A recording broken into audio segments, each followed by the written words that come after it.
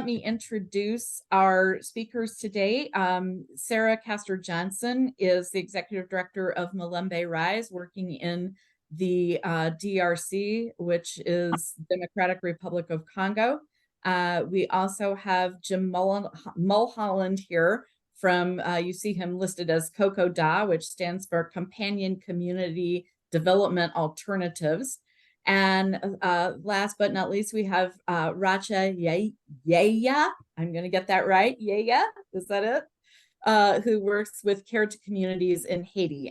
And I forgot to mention that CoCoDA works in Nicaragua and El Salvador. So to start out, we were talking, we did a little talking before we met today. And one of the things we were talking is what are the various issues which can differ greatly and from location to location, and yet some of things are incredibly similar in all locations that we discovered in talking the other day. But what are some of the things that make things particularly difficult for you in your areas of assistance? Jim, I'll let you start because I've known you the longest. Well, that's nice to know, Emily. Yes, I think our challenges are, we are in two countries that are becoming increasingly authoritarian. And what that means is that civil organizations that were once seen as collaborators are now seen as threats. And so we have seen our partners in some of these countries closed, their assets frozen or are confiscated by the government. We've seen some of our partner organizations have their leaders arrested.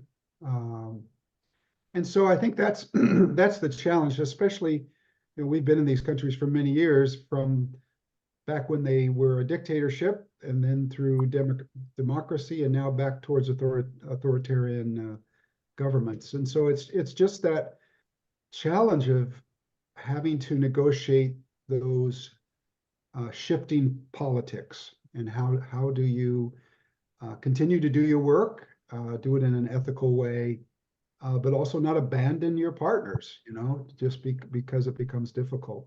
So I think I'll leave it there as we begin the discussion.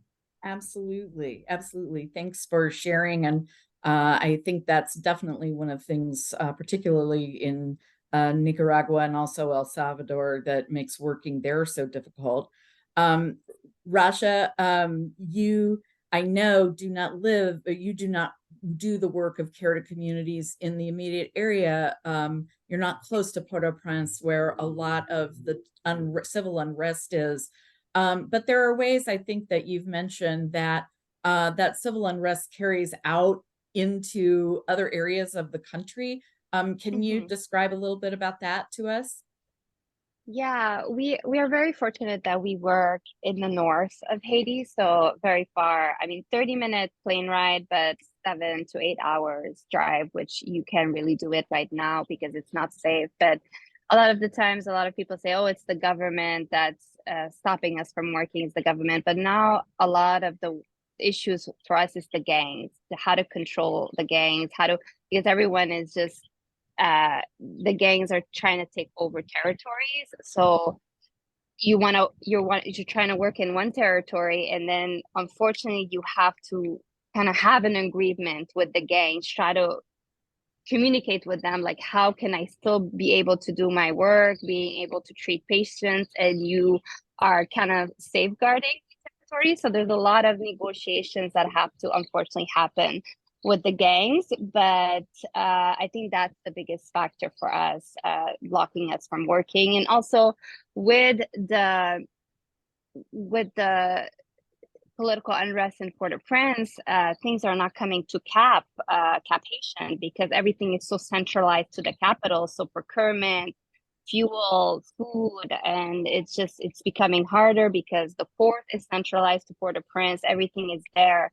So just getting it here, you have to pay gangs on the road like 3-4 times just to get the passage and the food, the procurement, everything to the other areas of the country. So it's become very difficult, but there's a lot of like plan B, plan C, plan D, just to figure out how we can keep operations going. Absolutely. Yeah. Thank you for sharing that. And Sarah, I know you two are you're located in Kinsala. And yeah, I'm sorry. Thank you for correcting me on that. And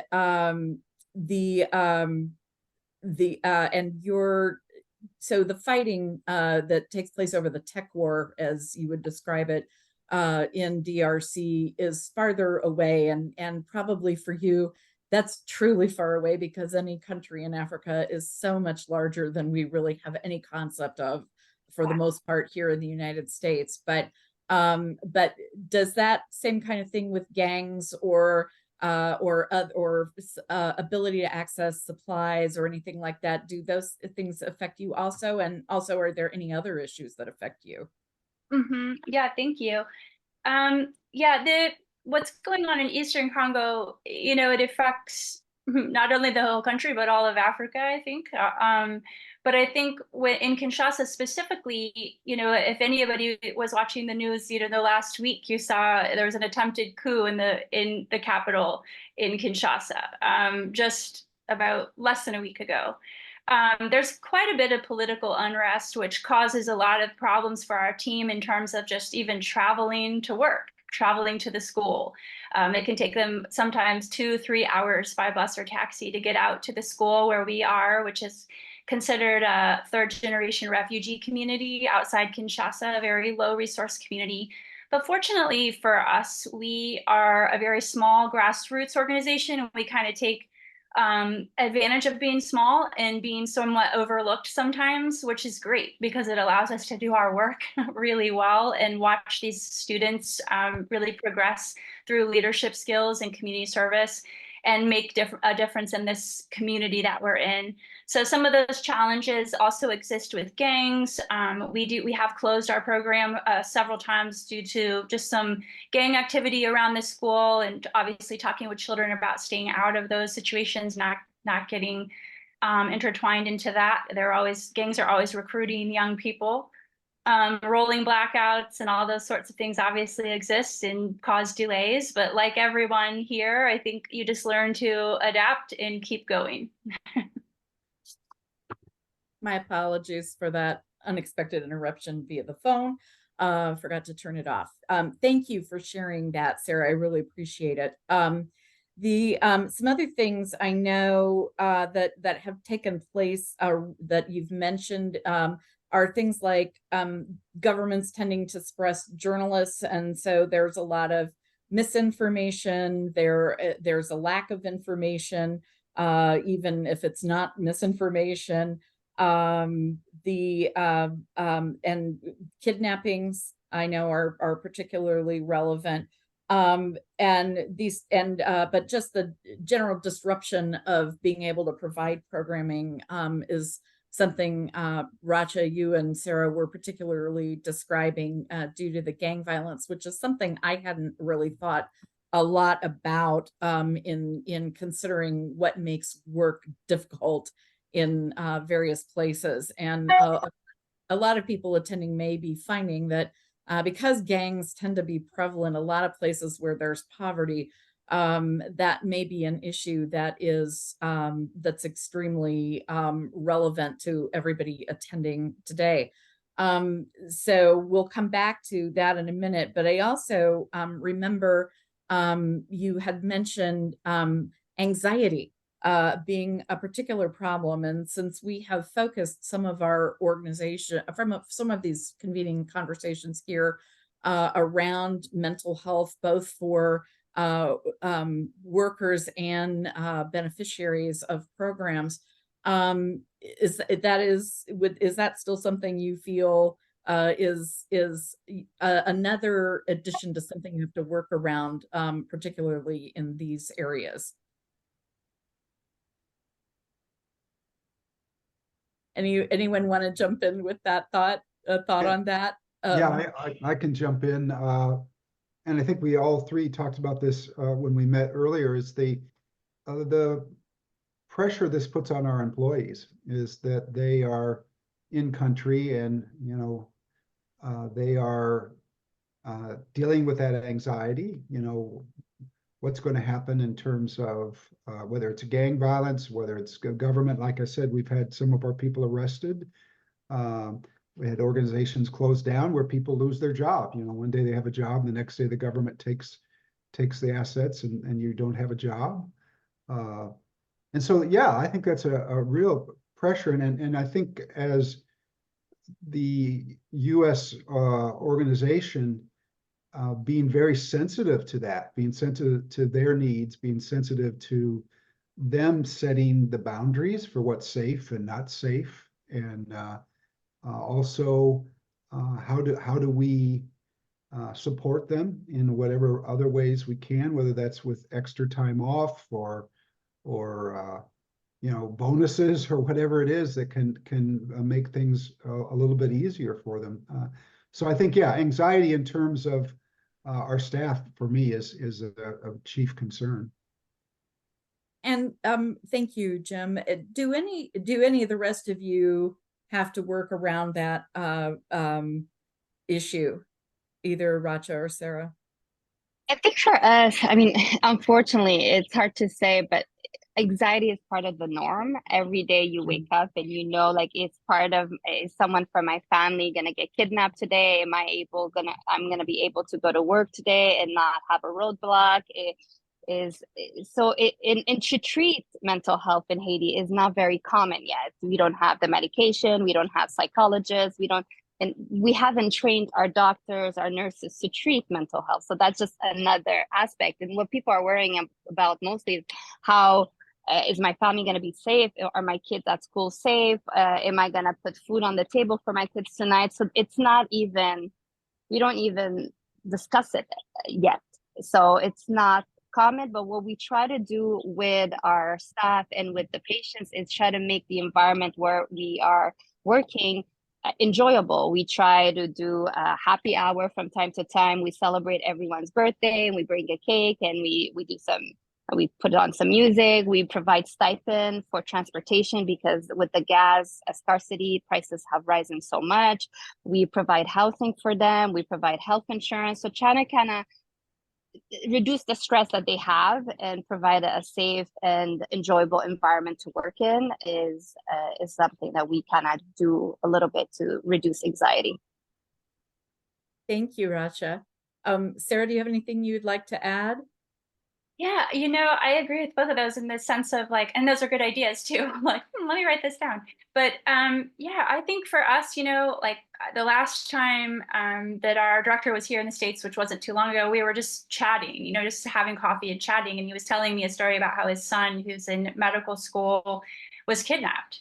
This was recently, like just right before he came to the US. And for him, he's kind of laughing because it's a story from the past now, but it happens quite frequently. And so I think what I learned from that is just making sure that we make time to have those kinds of conversations, and it's not just work; there's personal. We're building a trusted relationship and friendship, so that I can also learn about what these challenges are that I'm not facing every day here, and be sensitive to some of those things and understand, and then relay that out, of course, to our board and donors, and that they can understand the pressure that our team works under. But yeah, I think just trusted relationships and being able to talk and communicate well is kind of the first step. But these guys had good ideas too about how we could take that further. I agree. Racha, I love that you do things like happy hours and have celebrations of different kinds for your employees, because it regardless of what kind of anxiety level you're under, it helps build teamwork, but gives some sense of that there's a support system behind you, that not everything is dire at every single moment of the day. And I think we all can get caught up in that a little bit, I know even myself, and I have it the easiest of anyone in this in this Zoom meeting, of feeling like I can't do enough for everybody that we come in contact with, and so it's just important to remember sometimes that that you do have a team in back of you, that there are people that care about you, that there are people that are supporting you, so that you're not alone in what is a difficult fight at all times, and can be particularly discouraging fight to be fighting in an area that has civil unrest, or is a place where there's a lot of refugees, or has been some kind of environmental upheaval, such as volcanic eruptions and earthquakes that you see in places like Haiti, for example. You've Emily, I'm just gonna add, I forgot to say that, but we do yearly, because we're not perfect, so we always want to try to improve, but we do yearly patient satisfaction surveys with our patients, but also we try to do once a year employee satisfaction survey, like what can we do to improve as an employer. And it's anonymous, and it really helps us become better. And that's how like health insurance came in, happy hour, and all these extra things that we made for the staff. So well, now I love it even more that you're taking your cues from your employees. That interestingly, that's something we're looking at doing this year at the West Foundation, is making out an appropriate employee satisfaction survey, so that I can take my cues from Emily and Danny Roth, who's our office manager. I look to your lead on that. You all have both, you've kind of integrated us into our next topic of discussion, which is essentially, how are you working to overcome these various issues, which, as we've mentioned, can range from anxiety of employees and beneficiaries up through kidnappings and unfriendly governments, and government corruptions and civil unrest. So what are some other things that you try to do? Jim, you have not had a chance to weigh in yet on this, but how do you overcome some of these issues, or work to overcome them? It's probably an ongoing battle at all times. Yeah, I think first off, it's a lot of communication between board and staff and donors and partners. So there has to be a lot of discussion. And I think we've learned to we need to take our cues from the people in country. What do they identify? For instance, there are kind of standard operating practices here in the United States that often are not applicable, or become problematic. So you have to make sure your board understands that what we might do here in the United States may not be possible in terms of how we engage in Nicaragua or El Salvador. So the board has to be flexible with that. They have to understand that. With donors, I mean, it's making sure donors are listening to us maybe, and not to the news, because as we all said, the news doesn't always get it right, or it's very biased. And so when our partner had these 5 leaders arrested, they were charged with being involved with a murder in the Civil War 30 years ago. And so if you just read the newspapers, it was like, oh my goodness, they're connected to these horrible people. What we knew is the 5 leaders happened to be the 5 leaders who helped eliminate mining in El Salvador. El Salvador is the only country in the world that has a law against mining, because mining was destroying their water. And so the 5 leaders who had done that were the 5 who were arrested on these charges, which there's just no evidence for. Even the government has no evidence. So it's a trumped up charge. So again, just how do you communicate that to donors, and so that they understand that what they may be hearing in the media is not necessarily the truth, and and that we still need to be supportive of these people and the projects we have with them. So I think a lot of it is around communication, just being very transparent about what's happening and flexible, helping. We always say that's the F word in Central America, flexible, that you got to be willing to be able to turn on a dime if that's what's necessary to continue to do your work. I think you had also given us, told us a story about, and talked about the, in a sense, this is part of flexibility, but maybe a little more specific about legal versus ethical, the legal versus ethical differentials in working in places like El Salvador and Nicaragua. I think you had talked about having to maybe fire an employee under a certain job title, create a new job title, and then rehire the new employee. Maybe you can fill in a few more of the details surrounding why that happened. Yeah. So we have our director in Nicaragua who was employed through one of our partners, and unfortunately that partner was shut down by the government, so he could no longer be paid through that organization. So we had to fire him to give him the protection of saying he wasn't an employee of our organization or that partner, and then had him come on as a consultant, which meant we had to change everything on our website and all those kinds of things. But it was really designed to protect him so that the government would not come back on him and threaten him. So, I mean, that's kind of a weird thing that we fired him in order to protect him. But those are kind of the situations that you sometimes get into. And I know you've been very lucky to find ways to work around government corruption, literally, or block other types of blockages to your work. And so I believe that's because Ivan, who is your in-country director, does a great job, and so does his team with creating, I guess, the relationships. But can you give us a little more insight into how that happened and how that has worked? Well, it's interesting. What we often call corruption is often relationship building. And I'll just give you an example with this. We have a chief of police in one of the regions we work, and whenever we're having a group that's going to come and do some work there, we go by and drop him off a bottle of rum and let him know that, hey, the group's coming in and we just want to let you know. And then what we've learned is if we get stopped at a police checkpoint, we can say, hey, could you contact the chief of police and let him know, our names.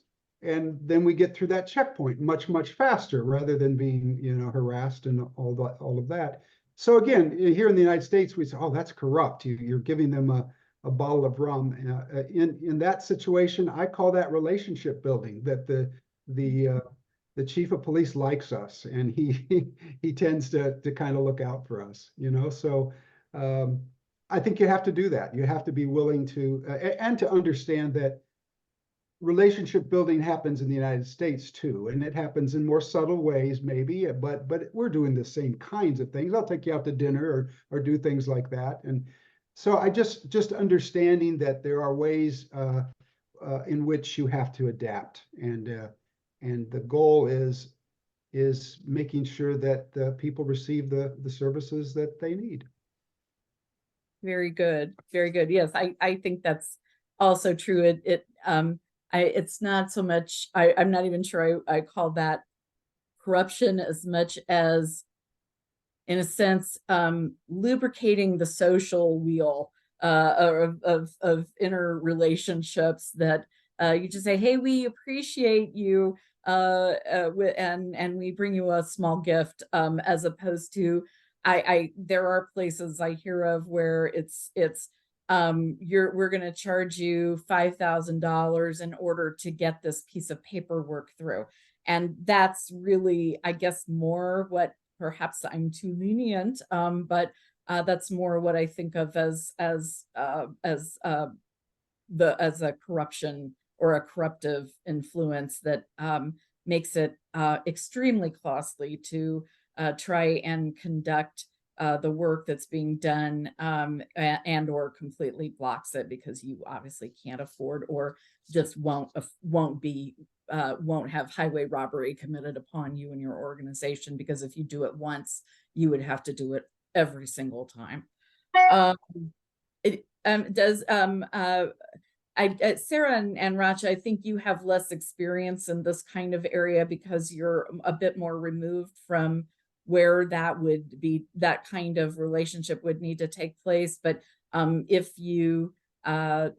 I'm mistaken on that, please feel free to add in anything or any experiences anyone at your organization has had in that kind of situation.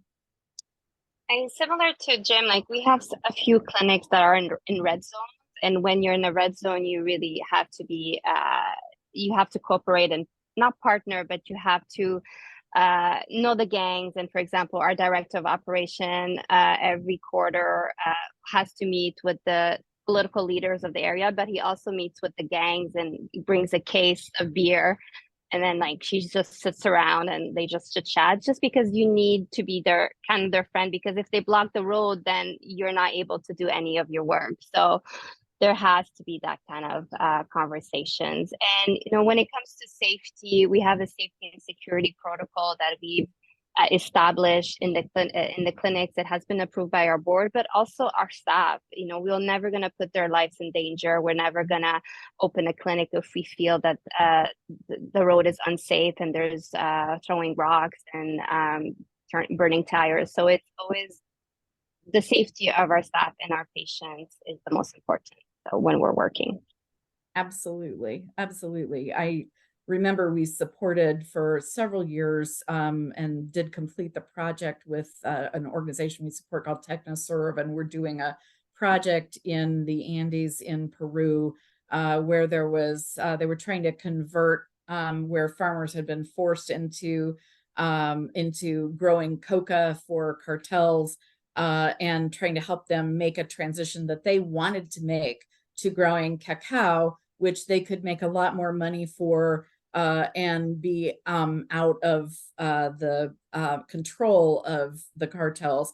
And at the same time, there was some danger to them in doing it. There was some risk to them in doing it, but there were about 8 villages, and they successfully completed in 7 villages, but that 8th one just had to drop out of the program because it just became too unsafe for the participants. And you never obviously want to do anything that's going to make life worse for the people that you're trying to assist. Sarah, if you have anything you want to weigh in on there, but I thought that you go ahead. I'm sorry. Oh, no, I don't really have anything super significant to say about that, other than we just rely heavily on our team on the ground. When they say it's not safe to travel or we don't want students coming to the club, it's easy, it's done. We don't do it. Well, and you're giving your beneficiaries, which are youth people, school age people in DRC, leadership opportunities, and then providing them also both in school and after school activities that give them a place to help avoid becoming entangled with gangs. So yeah, absolutely. Yeah, we're combating that for sure. Yeah, thank you. Wonderful. Some other things that we had talked about. We talked about the flexibility and but establishing crisis management policies. Do you all have those kind of policies in place? Yes. Is that something you've developed over time and are continuing to add to then as different things? I'm sure sometimes it feels like there's a new crisis every day for anybody attending this conversation, but is that something that's something I take it you would recommend to anyone that's attending or listening to this today? Yeah, I sure would. And I would say also that crisis management policy is also really helpful with our board to help them understand it. I don't actually, I think our staff, they got a pretty clear idea of what's safe, what's not, and how to handle a crisis. But again, helping the board understand how we're going to make decisions and when we're going to make decisions, and so the board can be supportive of that and not a detriment to that. So I think that's a big piece of why having such a policy. And I think the other one is that then having the policy forces you to kind of balance out what's legal and ethical and kind of decide where you're going to draw those lines, because I think there are things we do that technically in those countries are probably illegal, but that we think are ethical. And you have to weigh that out, because obviously our goal is not to do illegal things. So, but how do you weigh those out and determine when you feel it's appropriate to violate a legal stricture, especially when you think it's oppressive or authoritarian? That's even trickier. So. Sure. Do you have a particular example of that in mind, of sometime you've felt, because I think what you're describing is you're walking a fine line between being right on top of the line of illegal, but or in a particular interpretation from an authoritarian government might be illegal, but in actuality is still within ethical framework, let's say. Yeah, I can give an example. In Nicaragua, they've passed very strict money laundering laws, Yeah. but they're not really about money laundering. They're about how to control so it's not money laundering for gangs. It's really how do you control the influx of money from outside the country. And, you know, you want to be really careful how you do that. But we violate those. I mean, there's no way around it. For us to get money down to our staff and partners, we probably are, by their laws, we are money laundering. I clearly we decided that the money laundering laws are not really designed to do what they say they are. And so from an ethical point of view, we're going to ignore that. So, but there's some risk in that too. You know, I'm going down to Nicaragua in a couple of weeks, and I always, when I get off the plane and step through customs, I'm always just a little nervous for a few minutes, you know, because they have my name and you know, it's always a small possibility that I could be arrested, you know. That's happened to some other U.S. people who've gone down from nonprofits. Yes. I just keep hoping we're so small that, like Sarah was saying, or that we kind of fly under the radar. You kind of hope for that. So. Or maybe your police captain puts in a good word for you. Yeah, I'm not sure he has that much power, but.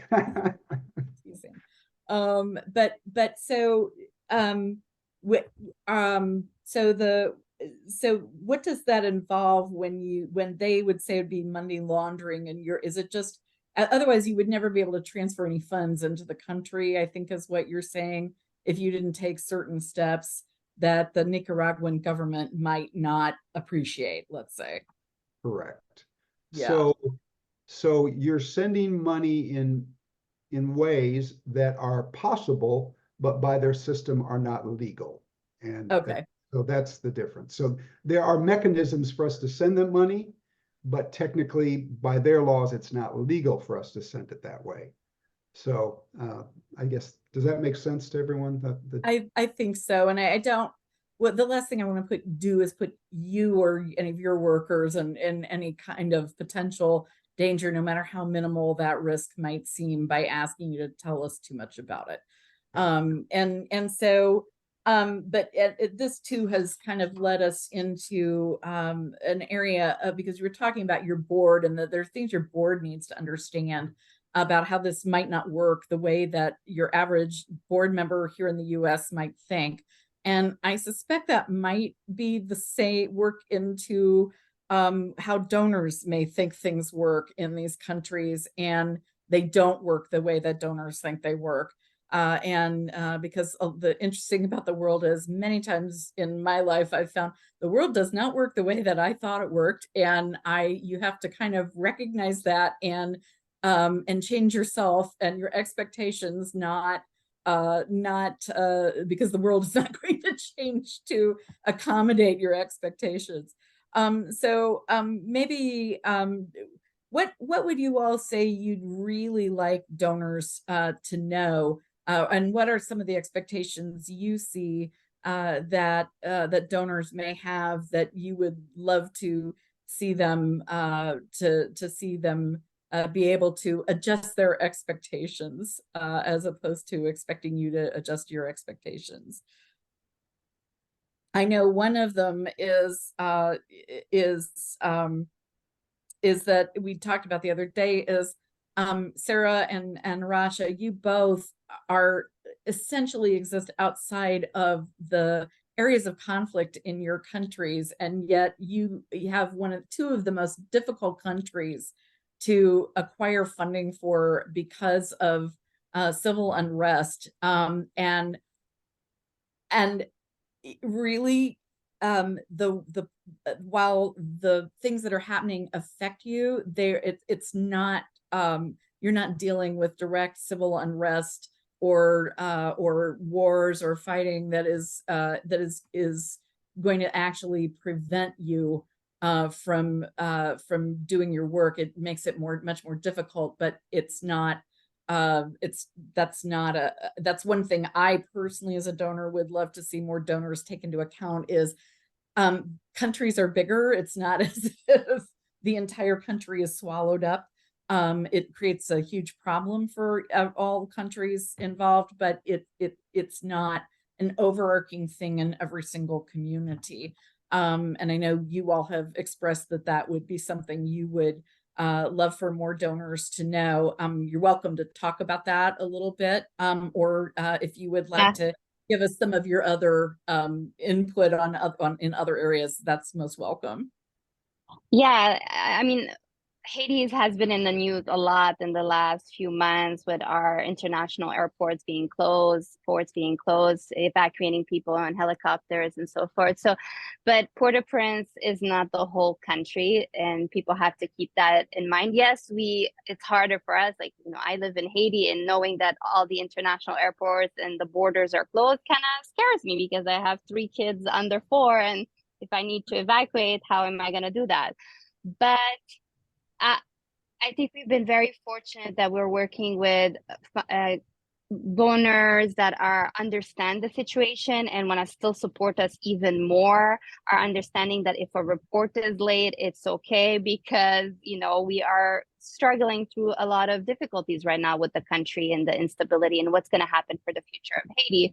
But unrestricted grants are something that we really appreciate because we are actually doing the work and it's going to the right places, being flexible with reports and just understanding that, money is needed now the most. And sometimes, you have foundations, but also there's corporate companies that have their foundation, and sometimes a lot of it is linked to what countries they want to work with, and they don't want to work with a fragile country, and that's unfortunate because you do have money to give out. Why don't you give it in the time that the country needs it the most? So I wish more corporate organized companies that have their foundation could be aware of that.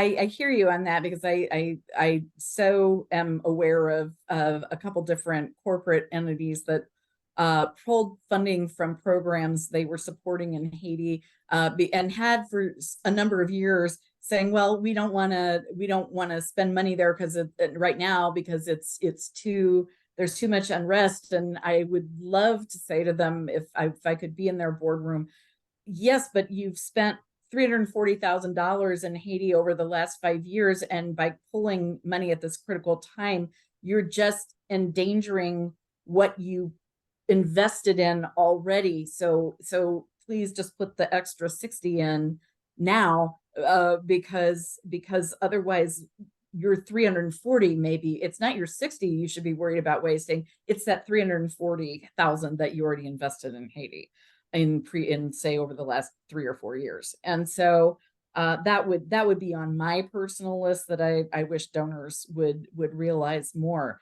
Sarah and Jim, what would be on your list of things you would love for donors to realize more? And how can we message that?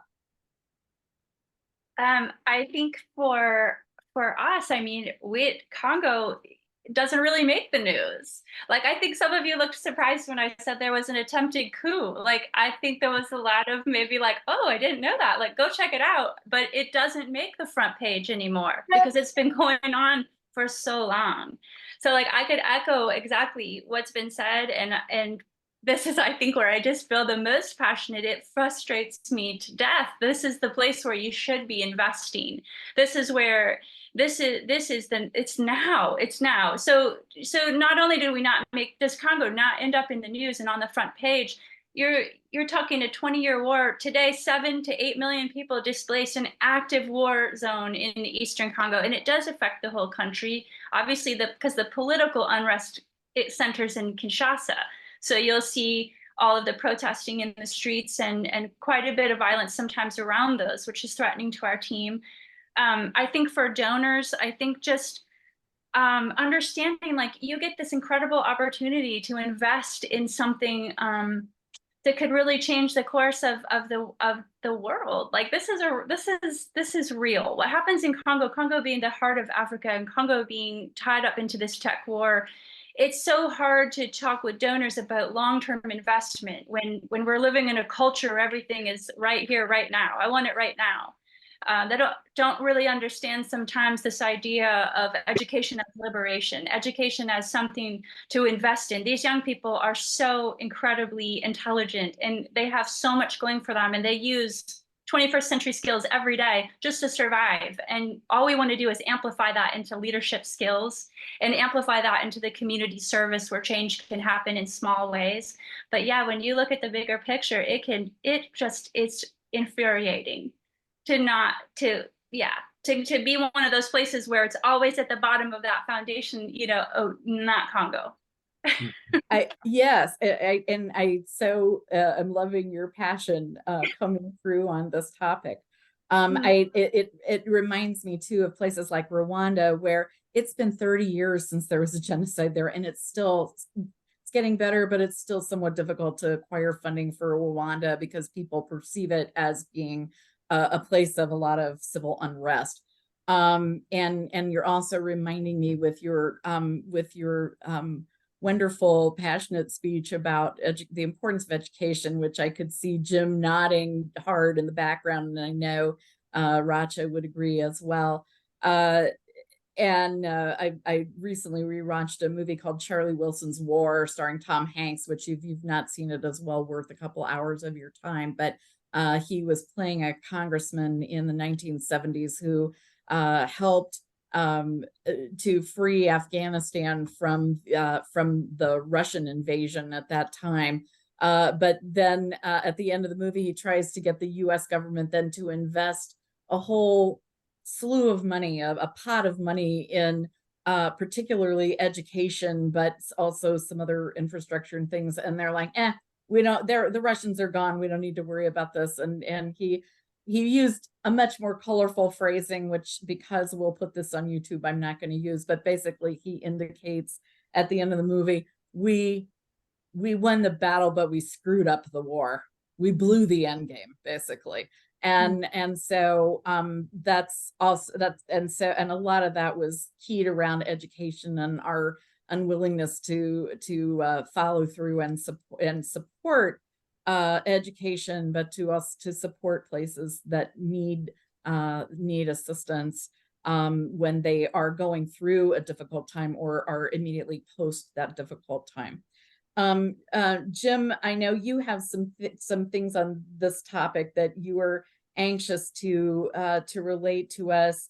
Some of the other issues we've talked about are helping donors understand the complexity of these projects and the fact that therefore they have longer time frames, and that you do, as we've noted already, take lots of safety measures. And then Sarah, I think this also reminded me of something that was noted in our previous conversation, that you're helping to create, this is the opportunity, you're saying you're taking a mindset of of despair and changing it to a mindset of hope with the work that's being done. And that's when change can occur. within countries. But I indicated to Jim I was gonna let him talk, and I went and ran my mouth for a bit. So I'm gonna turn the gavel over to Jim to give us his thoughts. Yeah, no, I think in terms of donors, the biggest frustration is the question about timeline and deadline. Because in these countries, it just doesn't usually work that way. You know, there's all kinds of things that force you to postpone, and it's with your best intentions, you very often can't meet those timelines and deadlines. And helping North American donors to understand that is difficult because for a lot of them, it's like, well, if you don't meet the deadline, then we're not going to grant you any further funds, and those kinds of punitive punishments for those kinds of things. And so I really try to go in when I'm doing the grant making and really say, well, let's not have you support a specific program. Let's have you support an initiative. And then we will report on all the ways we're going to try to meet that initiative. And I know, Emily, I'm so grateful to the West Foundation for letting us do that. So we give you some parameters for what we're going to do, but we're not tied down to these specific deadlines or even specific projects, that there's some flexibility about how we use those dollars to meet those goals and initiatives. So as I work with donors early in the process, if I can, I try to get them to understand that need for flexibility prior to getting the money, so that later on, that's not going to be a point of contention. So Absolutely. Absolutely.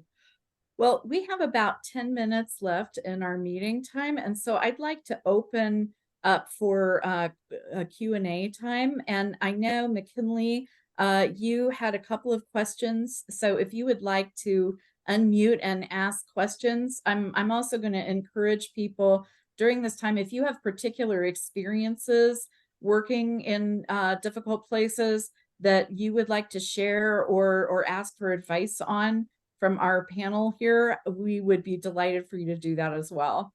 So with that, McKinley, would you unmute and ask your questions? Sure.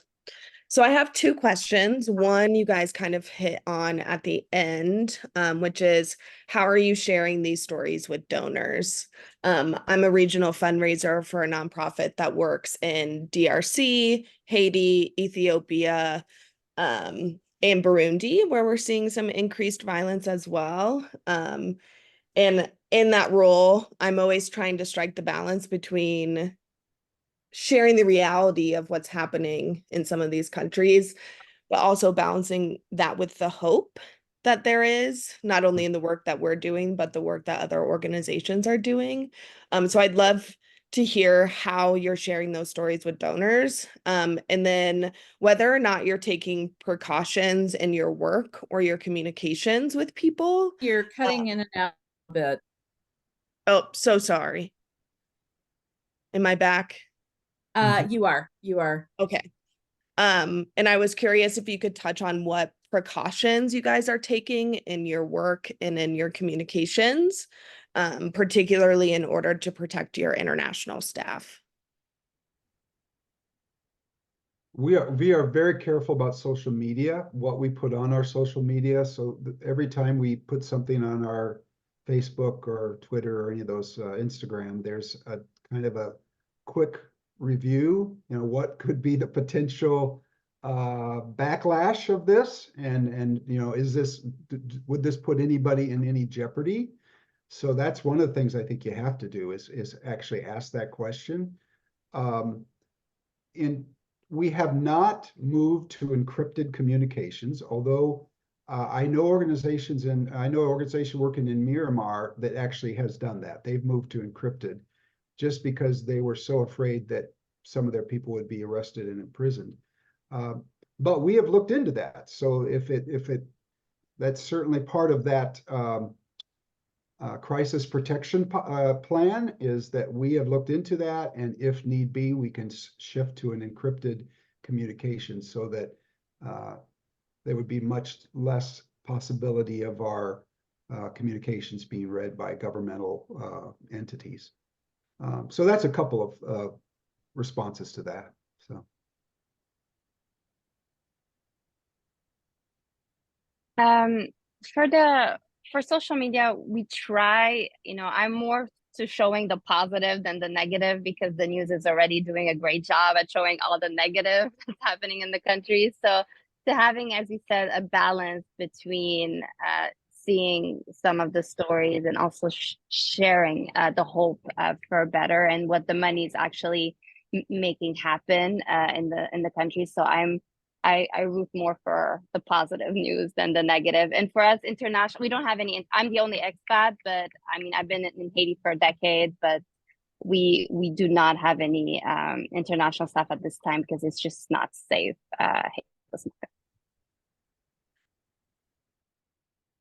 Thank you for answering McKinley's questions. McKinley, do you have any follow-up question to that, or does anyone else have other questions they'd like to ask or experiences they'd like to share?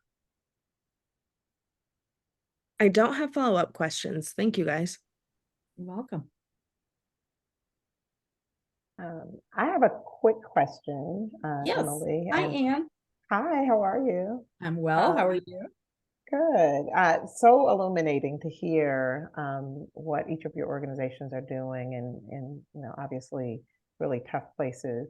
I guess my question is around what does impact look like in these settings, and how do you communicate the impact that you're having? Because I think that I can't recall who said what around the obviously the narrative around these places is super negative and very sort of tunnel visioned. So I think would love to hear sort of how you're communicating your impact, because it sounds like you're doing amazing work, and just thank you for all that you're doing to really sort of lift up community in the respective countries you're working in. I thank you for that question. That's great. I think for us, how are we measuring impact and how are we talking about impact? I think being in a post-colonial country, we see the effects of that in the school system, where most schools, classrooms are memorization and rote, and they don't allow young people to be creative or ask critical questions of themselves or of the text or of their country. And so we, through our leadership program, first of all, we have over 200 kids coming on Saturdays. So we already see like their desire to be there and to be in a space where they belong and where they can learn and grow and be nurtured and mentored. But then on the other side of that too, the other part of our program is working with the community. So the community works alongside the Club of Leaders, which is what our initiative is called, and they create change in the community.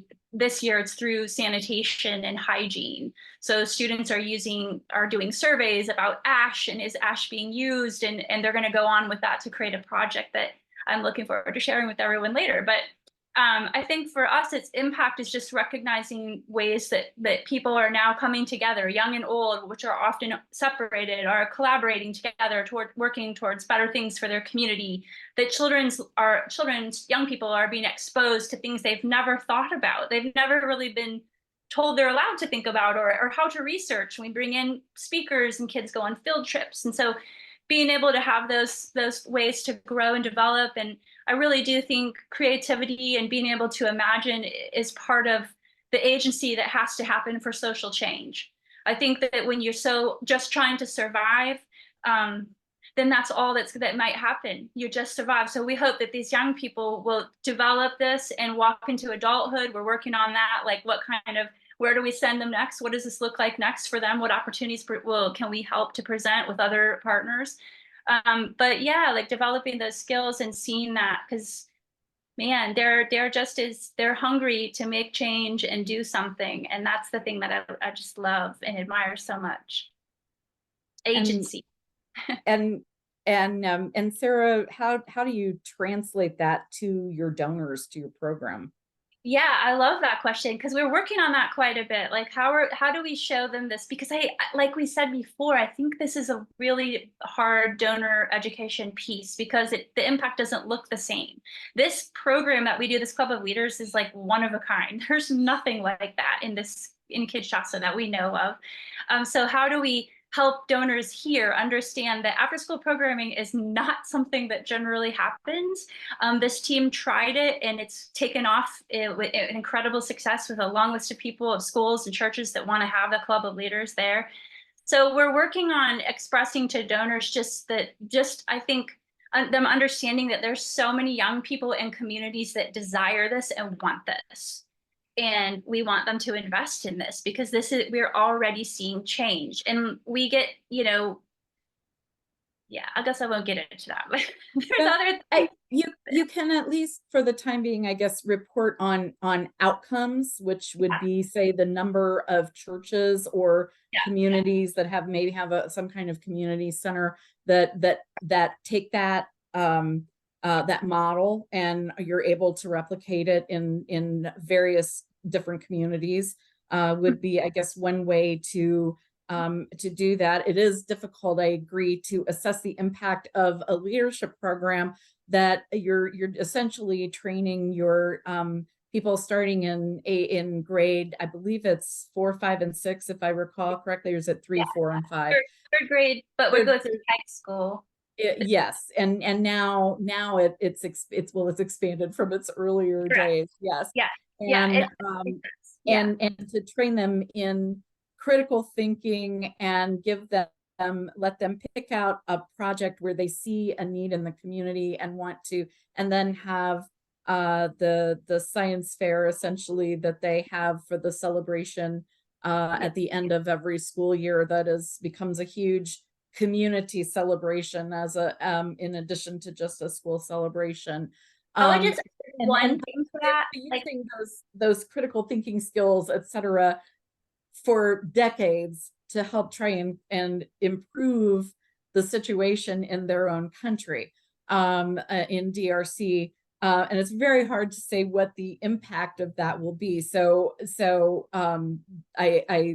and sometimes that's true for anybody's program, as the long-term impact is very difficult to report. Please go ahead. I'm sorry, I don't mean to interrupt. No, I appreciate you saying that so much. I think for us too, like we do survey the homes, the families. So what I love about these types of programs and education in general is the transference of knowledge. So now, like what kids are learning in club, they take home.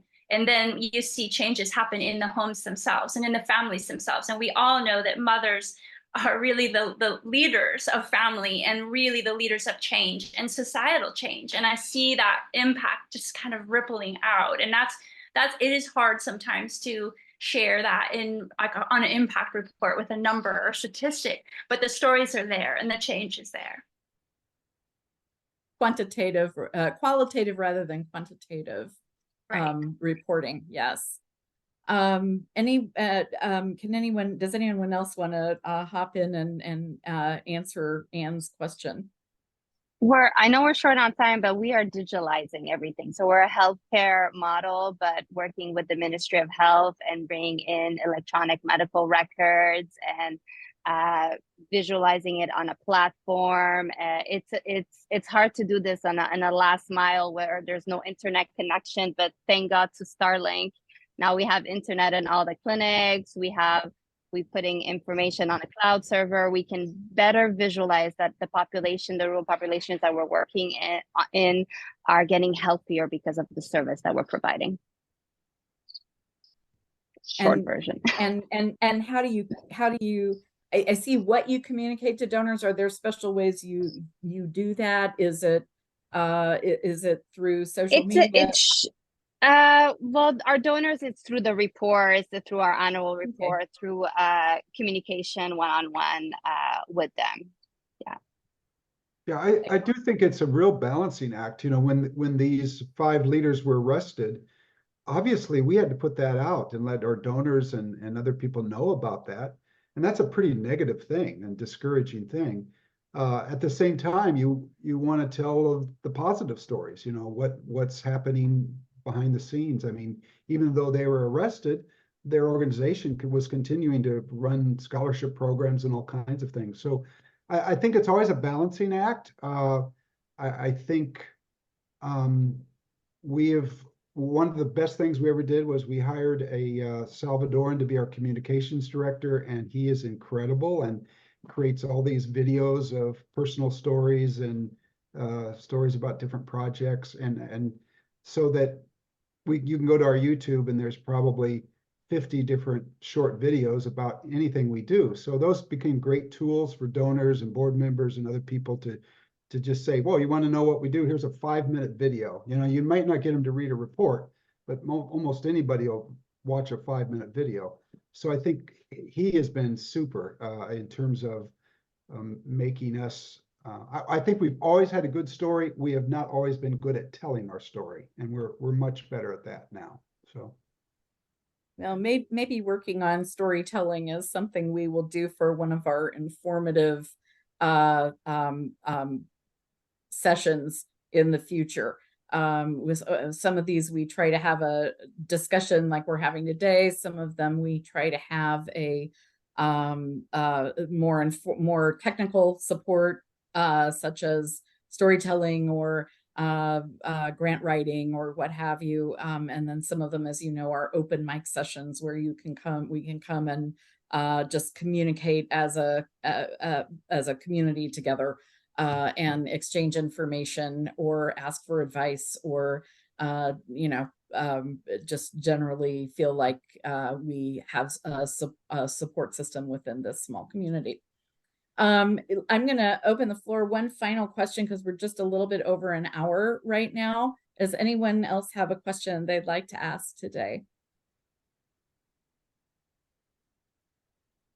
I'm hearing nothing. So I think everybody feels hopefully that they've gotten a little bit of information and good takeaways from the kinds of issues.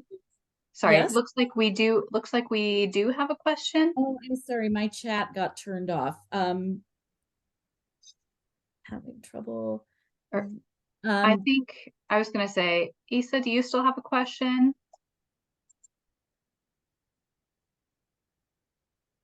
Hi, actually it wasn't a question. I just wanted to say that I relate to everything that you are talking about. I am from Nicaragua.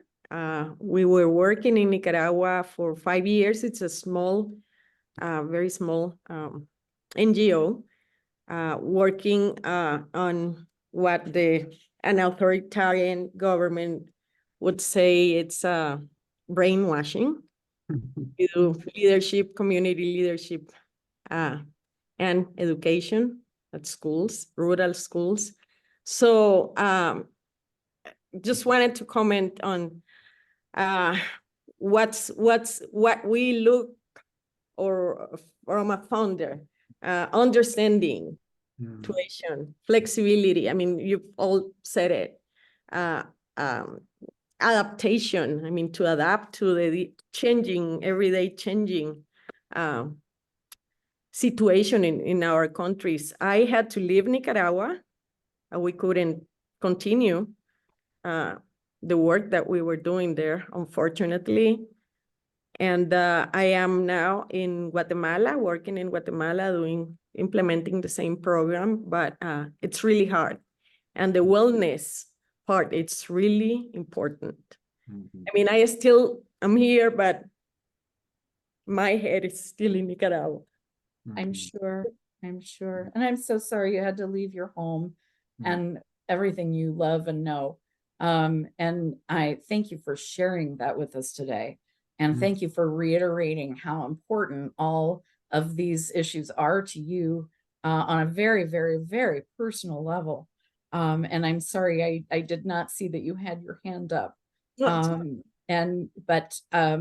we appreciate the work that you're doing so much. And I'm sure if you want to connect with Jim at a later time, if you reach out and we'll make sure that the two of you are put in touch. Okay. I'm sure he could be a great thought partner. We've already been chatting, so we're all set. Beautiful. I'm so sorry, I get very, very emotional. I can only imagine. I can imagine why, and I can only imagine how deep your feelings go on this. So our hearts are with you. Thank you. Well, on that very beautiful but emotional note, I will ask if anyone has any further comments or questions. Just And thank you to hearing the none. Woods Foundation for hosting this and making this time available. So That's certainly our pleasure, and thank you all for participating. Thank you, especially Sarah and Jim and Racha, for giving us your time and expertise. Go forth and do good, as I know you will. Take care. Bye-bye.